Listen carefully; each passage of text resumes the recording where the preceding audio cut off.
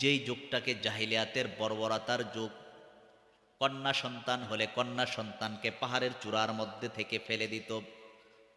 ওই পাহাড়ের মধ্যে কন্যা সন্তানটা যে পাহাড় থেকে পড়ে যায়, একটা পাথরের সাথে লেগে লেগে রক্তাক্ত হয়ে চিৎকার করে যে কান্না করে, তারা তখন উল্লাস করতে থাকে। কি পশুত্বভাব তাদের মধ্যে চলে আসছে! তার নিজের সন্তান মারা যাচ্ছে আর সে তখন উল্লাস করে।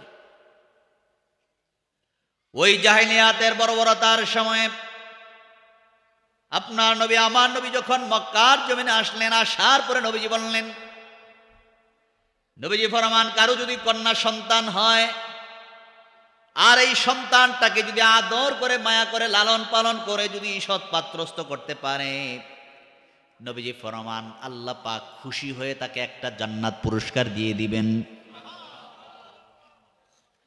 হাদিস শরীফের মধ্যে আছে, নবীজি ফরমান আল্লাহ যদি কোনো বান্দার প্রতি খুশি হয় তাহলে আল্লাহ তার ঘরে কন্যা সন্তান দান করেন। আর তিনটা কথা বলছেন, আল্লাহ যদি খুশি হন, 1 নাম্বার তার বাড়িতে মেহমান পাঠায়া দেন, 2 নাম্বার জমিনের মধ্যে বৃষ্টি দেন, 3 নাম্বার তার ঘরের মধ্যে কন্যা সন্তান দান করেন। যেমন সুবহানাল্লাহ।